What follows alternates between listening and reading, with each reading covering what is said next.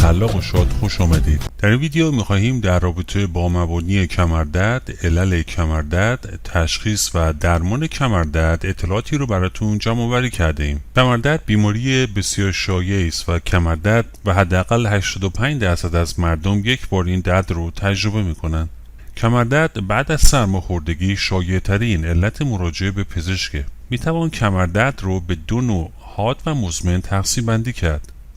در این ویدیو سعی کردیم تا علل کمردرد و درمان کمردرد را توضیح بدهیم. در بعضی موارد علل کمردرد یک بیماری ساده است و با چند روز استراحت و استفاده از داروهای ساده درمان میشه.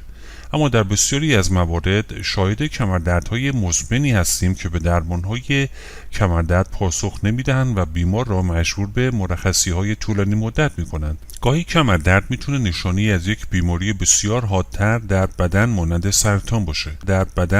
سرطان باشه. مثلا بعد از انجام معاینات پزشکی مشخص میشه که علت کمردرد یک متاستاز و انتشار سرطان از یک نقطه دیگر بدن مثل پروستات و تخمدانه. چیزی که مهمه، بیماران باید به آن درد اهمیت بدهند. علت کمردرد یک نشانه و علامت است و اگه احساس میکنی ظرف چند روز از شدت اون کاسته نمیشه، باید به یک دکتر متخصص طب ورزش یا طب پزشکی و توانبخشی مراجعه کنید تا در مرحله اول علل کمردرد شناسایی شود. علل کمردرد متعدده و انواع مختلفی داره، مانند کمردرد سیاتیکی یا مکانیکال، کمردرد عصبی، کمردردهای التهابی و ارتجاعی، کمردرد شغلی و کمردرد با امرای نرمال. کمردردهای مکانیکال و خصوصا کمردرد سیاتیکی از جمله مهمترین علل کمردرد محسوب میشه. یا تشدید میشن و با استراحت بهتر میشن که عموما 85% علل کمردردها رو شامل میشه. از علتهای گرفتگی کمر میتوان به بد نشستن یا طولانی نشستن، برداشتن اجسام سنگین، سن و سال، علل ژنتیکی، طریقه خوابیدن و وزن بدن فرد و بسیاری از عوامل دیگر اشاره کرد. انجام فعالیت سنگین بدن فرد را مستعد ایجاد این کمردرد می‌کند و در یک زمانی ناگهان این کمردردها ایجاد میشه. انواع دیسک کمر و فتق یا پارگی دیسک، فاصله مهره‌ها، واژه‌هایی مانند لیزیست و لیستزیست یا همان سرخوردگی مهره کمر و دردهای سیاتیکی کمر همه جزئی از کمردردهای مکانیکال محسوب میشن. کمردردهای التهابی یکی از دلایل کمردردهای مزمنه که اغلب با استراحت تشدید میشه و بیمار صبح که از خواب بلند میشه دارای درد شدیدی در ناحیه کمره، در حالی که درد کمر در حین فعالیت‌های روزانه بیمار اغلب بهتر میشه. البته باید توجه کنید در فاز حاد و تحریکی دیسک کمر و حملات آرتروز کمر هم با دردهای مقطعی که صبح تشدید میشوند مواجه هستیم. در این نوع کمردردها بیماران به هیچ وجه به دلیل تشدید درد در صبح قادر به انجام فعالیت‌های روزمره نیستند. همچنین در کمرهای التهابی گاهی علت میتونه روماتیسم مفصلی باشه که روماتیسم خود در اکثر موارد علت ژنتیکی داره و از والدین به فرزندان منتقل میشه. اگه علل کمردرد عفونت باشه، با همین دردها التهابی رو از خود نشون میده. تب مالت در حال حاضر درد ناحیه کمر داره، عمدتاً کمردرد وی در صبح و اصولاً با استراحت تشدید میشه. بسیار از انواع سرطان‌ها و تومورهای نخاعی هم ممکنه خود رو به صورت درد شبانه نشان بدن. البته مجموع درد التهابی کمردرد، یعنی تمام انواع کمردردها، دارای منشأ روماتیسم، عفونی و سرطانی هستند که مجموعاً 10 تا 15% که علل کمردردها رو تشکیل میدهند. در کمردرد عصبی اغلب عصبی شدن و ناراحت شدن فرد موجب اسپاسم عضلانی و جمله اسپاسم کمر میشه و به همین دلیل پاتولوژی موجود در کمر رو تشدید میکنه. بنابراین همه کمردردها با عصبی شدن تشدید میشن و لزوماً کمردردی که با عصبی شدن تشدید میشه کمردرد عصبی نیست. از طرف دیگر گاهی کمردرد عصبی ممکنه نوعی رفتار یا عاداتی باشه که بیمار رو به سمت استراحت و آرامش سوق میده. همینطور کمردرد شغلی یکی از دردهای شایع بین افرادی هستند که شاغل هستند و علت بیشتر آن نشستن ساعات طولانی مدت می باشد. عوامل بروز کمردرد شغلی به این شرح هستش: اعمال فشار و نیروی اضافی بر روی کمر، وضعیت نشستن و طولانی مدت مخصوصاً به ویژه در رانندگی، خم شدن مکرر در حین برداشتن وسایل، پیچش کمر در حین حمل وسایل، ساعت کار طولانی و شیفت های پشت سر هم، مشکلات روحی و عصبی حین کار و نشستن بدون تکیه گاه می باشه. هم توجه کنید که اگه کمردرد شما با یکی از موارد زیر همراهه، سریعا به پزشک مراجعه کنید. ضعف یا بی‌حسی در یک یا هر دو پا، درد پایین زانو یا زیر زانو، کمردرد ناشی از زمین خوردن یا آسیب دیدگی، کمردرد همراه با تب بدون دردهای شبیه آنفولانزا، دردی که بعد از 3 شب باعث بیخوابی شما میشه، یا کمردردی که پس از 6 هفته درمان خانگی در بدن باقی میمونه. همینطور قبل از مراجعه به پزشک خودتون رو میتونید برای سوالهایی که پزشک متخصص از شما خواهد پرسید آماده بکنید. سوالاتی همچون درد دقیقاً در کجاست؟ در کجای کمر شما درد شدیدتر میشه؟ درد از چه زمانی شروع شده؟ چه مدت این درد رو داشته اید؟ آیا چیز خاصی باعث کمردرد شما شده مانند تصادف یا جراحت؟ از چه درمانهای خانگی استفاده کرده اید؟ آیا هنگام شروع درد تحت استرس اضافی قرار داشته اید؟ آیا مشکل سلامتی دیگری هم دارید؟ فعالیت روزانه شما چگونه می باشه؟ و در چه نوع فعالیت‌های تفریحی شرکت می کنید؟ زمانی که از قبل به این موارد و سوالاتی شبیه به این فکر می کنید و جواب خودتون رو آماده می کنید، در حضور پزشک راحت‌تر پاسخگوی سوالات او خواهید بود. همینطور قبل از مراجعه به پزشک می توانید سوالایی که در ذهنتون مرور میشه اونها رو یادداشت بکنید و زمان ملاقات پزشک از او سوال بکنید.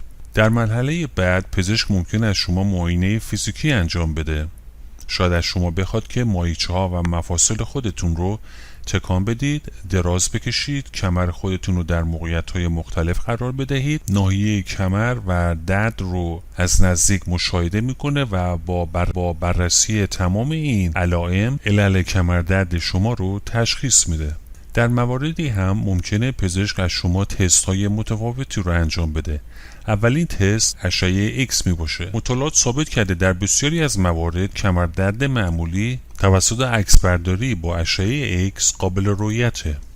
اشعه ایکس نشان بده که درد ناشی از آسیب دیدگی در یک یا چند استخوان پشت، تومور در ستون فقرات و یا شاید تغییر شکل در ستون فقرات باشه. پزشک شاید به شما توصیه بکنه که احتیاج به CT اسکن داشته باشید که از این تست برای آسیب دیدگی و پارگی دیسک استفاده میشه. در بیشتر موارد آسیب دیدگی و یا پارگی دیسک در اشعه ایکس قابل مشاهده نیست، اما CT اسکن میتونه به تشخیص اون کمک بکنه و حتی تنگی نخاع، تومورها و عفونت‌های داخلی نخاعی رو هم به انجام MRI داشته باشه. MRI روش دیگری است برای ایجاد تصویر بسیار واضح‌تر از ناحیه آسیب دیده می باشه، مانند ستون فقرات و استخوان‌ها. همینطور استفاده از MRI میتونه تصاویری از بافت‌های احتمالی آسیب دیده در ناحیه ماهیچه‌ها، غضروف‌ها، رباط‌ها، تاندول‌ها و عروق خونی رو نشون بده. روش دیگر اسکن استخوان می باشه.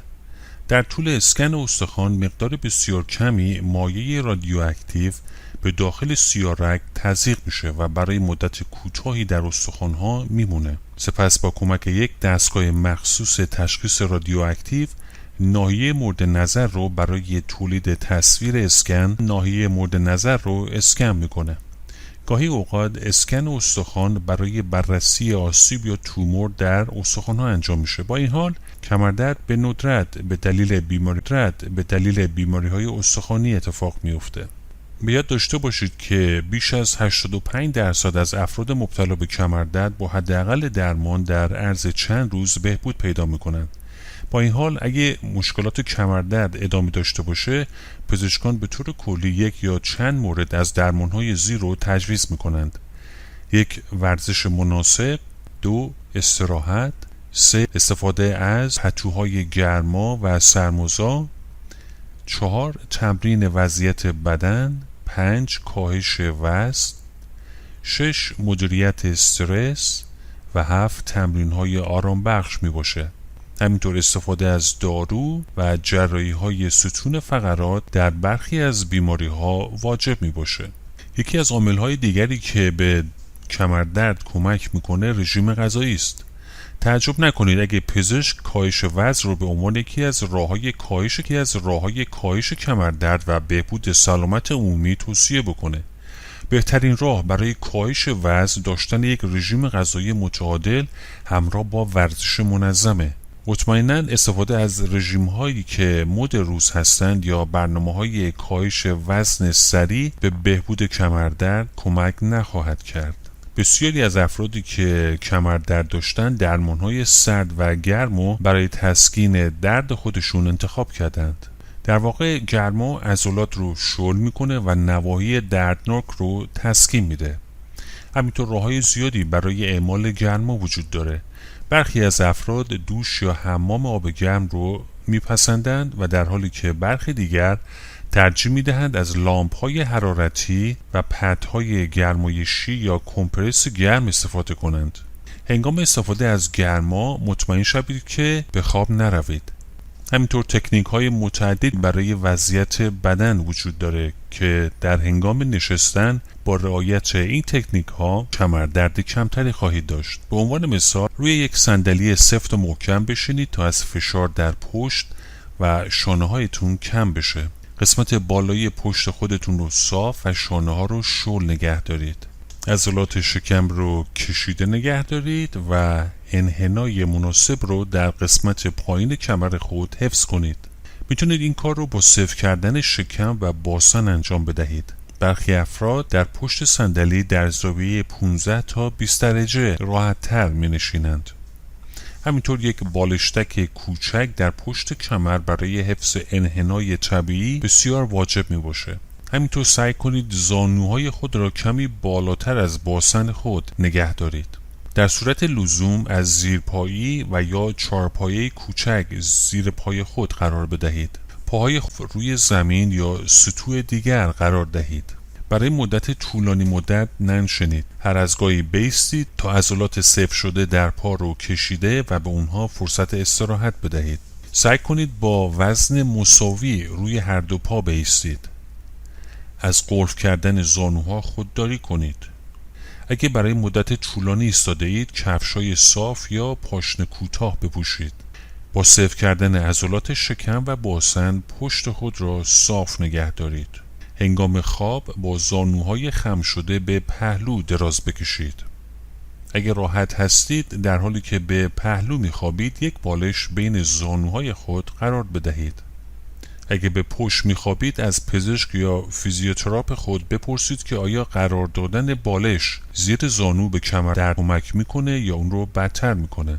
سعی کنید از تشک‌های سفت استفاده کنید. همینطور برای انجام فعالیت‌های فیزیکی میتونید به نکات زیر هم توجه بکنید. هنگام خم شدن برای بلند کردن یک جسم به جای استفاده از کمر با زانوهای خود خم شوید. جسم را نزدیک خود نگه دارید. پاهای خود را صاف کنید تا جسم را بلند کنید. در مواردی که جسم سنگینه حتما از دیگران کمک بگیرید. نوع کفشی که میپوشید نیز میتونه بر وضعیت بدن شما تأثیر بذاره. کفش‌های پاشنه بلند با تغییر وضعیت بدن فشار بیشتری به کمر شما وارد میکنه. پوشیدن کفش‌های پاشنه کوتاه یا صاف برای شما راحت‌تر خواهد بود. همینطور کفش‌های دارای زیره بالشتک نیز ضربه پذیری رو برای ستون فقرات فراهم میکنه. دوستان از شما تشکر میکنیم که تا پایان این ویدیو با ما بودید و لطفاً این ویدیو رو لایک کنید، اونو با دیگران به اشتراک بگذارید و همینطور از ویدیوهای دیگر ما هم دیدن بکنید که زنگوله رو فعال کنید تا اولین کسی باشید که از ویدیوهای ما دیدن میکنید. امیدواریم که همیشه شاد و سلامت باشید.